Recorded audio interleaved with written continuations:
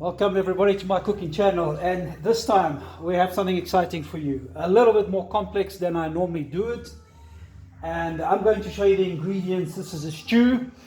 I'm still trying to figure out the name, but what I'll do is once I've done that, I will put the name of the stew on the video's titles. So let's start with the ingredients. And to all the newcomers, welcome. This is a channel concerning making meals as affordable as possible, as quickly as possible. It's come to become very popular to make inexpensive meals but tasty. Nonetheless, these are skills that I've acquired throughout the years. Most of them picked up from family, mother, sister, and so on. Hotels, which I've worked at as well. But here we go, let's get started with the stew. The ingredients are pretty straightforward. We have the usual chopped onions. We have chopped tomato, just one tomato, one onion. We have parsley, coriander mix, and of course fresh cut garlic, which is fantastic on pastas. I happen to have fresh garlic today, but you can use normal crushed garlic from a shop. I've already thrown in a little bit of rama in there because we're going to be frying the steak a little before we get it started. And of course, goulash will serve perfectly for the meal. This is now something that takes a little bit longer to cook as opposed to your minute steak. So we now need to get a little bit of olive oil, and here we go. If you'll just give me a minute, we're going to get started. And let's throw in a dash of olive oil. There we go, that should suffice. And turn the temperatures up so that we can get started. The onions are next. I'm going to throw that immediately. There we go. Now, it's difficult to throw everything with one hand holding the camera and the other the food, so sort of going in stages here, but I need all the onions today. There we go, I can hear it sizzling already. And a final ingredient which I haven't mentioned are 2 potatoes cut in cubes. There we go. So this is just going to now take its time. And what I'll do is obviously edit the video so that we can keep it as short as possible. Now another important ingredient which I forgot is bay leaves. I'm sure I have one here somewhere. There we go. And that goes in there. There we go. There it is. One is enough. Right, let's saute the onions. I think we should throw the garlic now. A little bit of it now. Anyway, they cut in quite big pieces, as you can see. And I'm going to throw the coriander as well. In fact, throw the whole thing. Keep it simple. There we go. Right, that smells delicious. Absolutely nice. Now this might require a little bit of water or olive oil, I'm not sure. The consistency of your sauteing process is something that you pick up as you go along. And before we do that, let's get to the tomatoes. Here they are, we're going to chuck those in a moment. And the salt, of course, almost forgot the salt. Pinch of salt. Lovely. Right.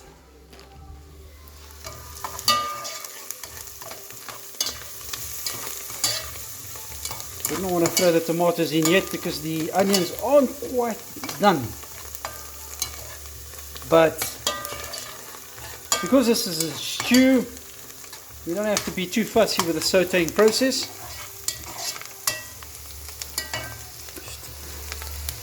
Because tomatoes take time to cook as well. So there we go. Let's throw the tomatoes in. Okay, that would require a knife to assist. Just put them all together and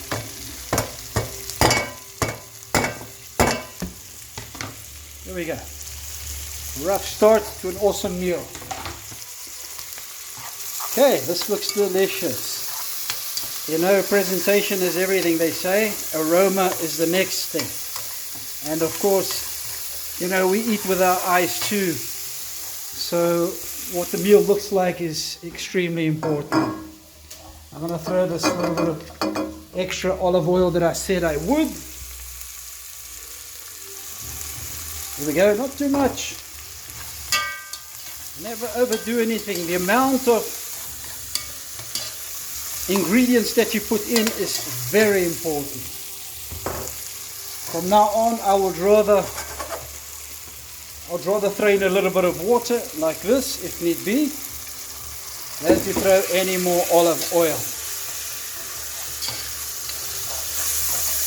Right, that's going well. Okay, the meat's over there, almost ready to go. We're going to now throw in a little bit of magic. This is considered to be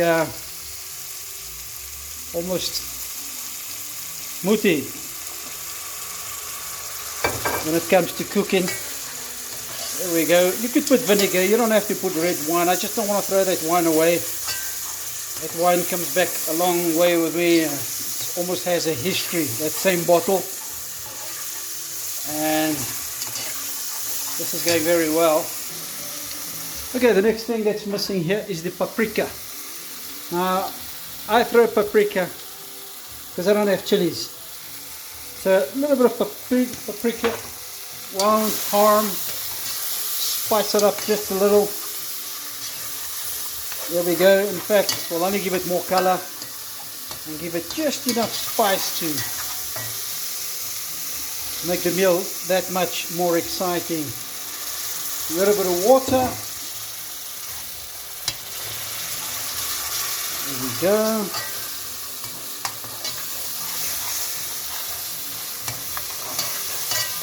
I have to let that cook just a little bit more. Sauteing process is not ready for the meat yet until the tomatoes have been fried a little. There you go. It's very important. But you know what? Proof is that you can make meals quickly and tasty. There goes the goulash. Gonna toast that on high heat. Toast it. Going to fry it on high heat for now. Mix it all up like that. Put those juices into the meat, and then once all this is done, it's a slow cooking process. But before you even put the rice in here or the potatoes, you've got to make sure that this is done. This process of frying the meat a little. You want to sear them. Okay, the sizzling has become a little more intense. That means it's drying up. The meat has seared. I have washed all the blood off the meat before I poured it in here. It's just a preference of mine. Some people enjoy the blood, I don't. And that is almost ready for the potatoes. So what I'm going to do here, the potatoes, I'm going to take them manually into the pot like that, because potatoes take quite a while to cook. So I'm going to put that in there with a little bit of water. There we go. And now we have to just mix it all a little before we close the lid and let the heat do its job. Now the heat is still on high on the stove. This is an electric stove, so I don't have access to immediate heat like gas stoves. The day will come when I'll replace this with a gas stove, far better. I just prefer a gas stove.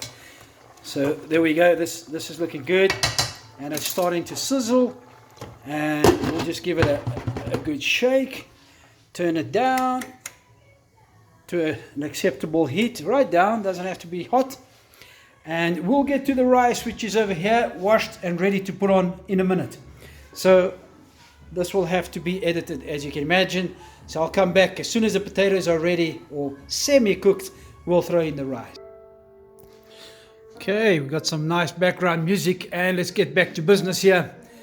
Right, I was trying to make just one video and complete it, but I think we'll do the second video. Always do the second video to show the outcome, because you see the whole process, you see what it takes to get it done, you see the ingredients.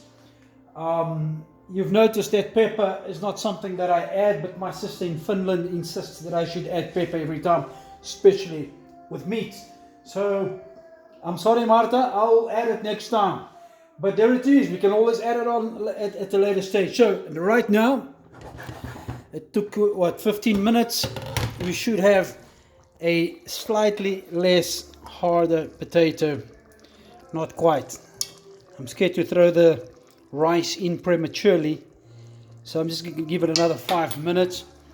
And as I was saying, potato doesn't cook quickly, and goulash even worse. So you have to maintain it, and you have to be patient. Whilst I edit the video, I went to make a little salad and brought the cutlery out. I made a little Portuguese salad, at least I'd like to believe it is. I threw some oregano, and that's going to be the salad for the meal.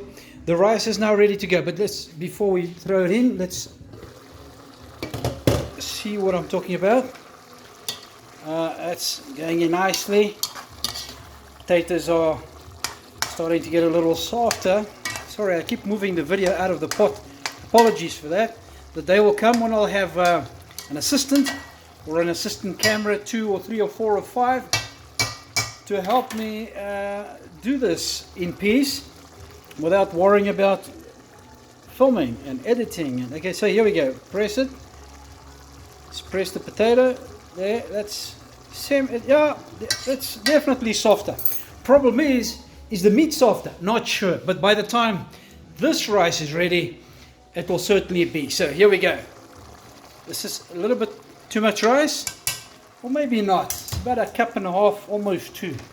Let's mix that all in. You could make the rice separately. I'm lazy. Why make more dishes when you can just turn this into a scrumptious meal all in one? That's why I said I still don't have a name for it. It's probably going to be the Sunnyridge again. We'll keep it a Sunnyridge stew. It hasn't got enough color. I'd like a little bit more color if possible, but that's okay. It's too late now to make any additions, and this looks good enough. But because we're adding rice consumes a lot of water, I'm forced to throw in some more water. So there we go, a little bit more water. Make sure this rice has water to be cooked in. And what we'll do is stop it here, and I'll make the second video just to give you the final product. The outcome of this exercise, which does take a little bit longer than the others, and that's why I said it's a little bit more intense. So let's just shake that up a little and close it.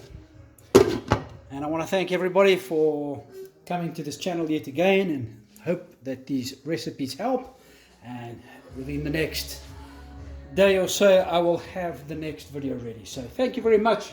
I appreciate the shares, the likes, all your participation, and keep helping me out. Thank you so much. God bless. Have a good one. Bye bye.